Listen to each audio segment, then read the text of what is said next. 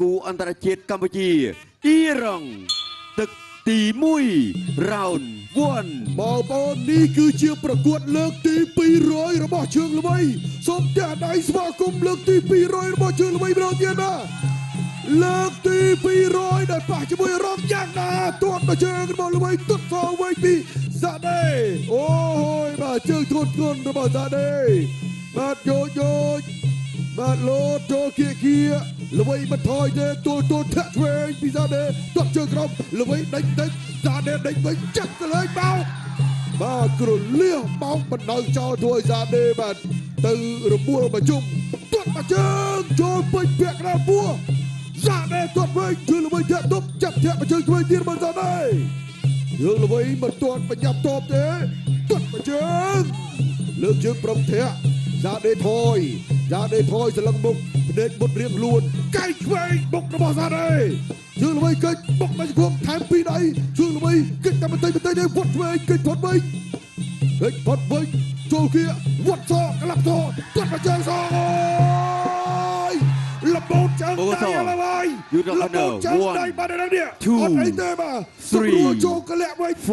ចាំដើមបាញ់ចង់របូតចេញពីស្មា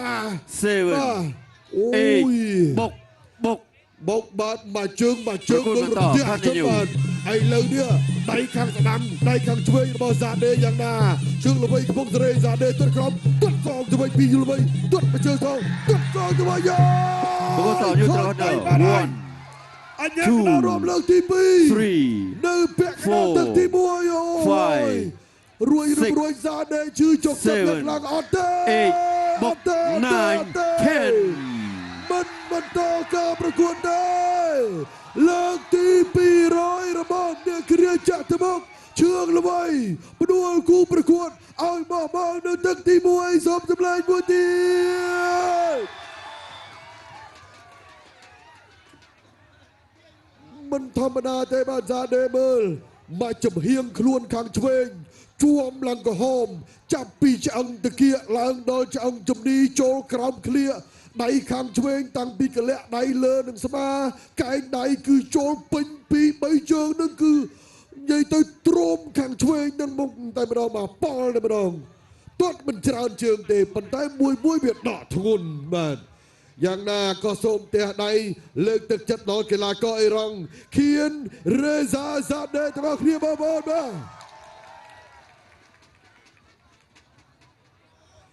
ទស្សនិកជនជាទីមេត្រីតាមរយៈ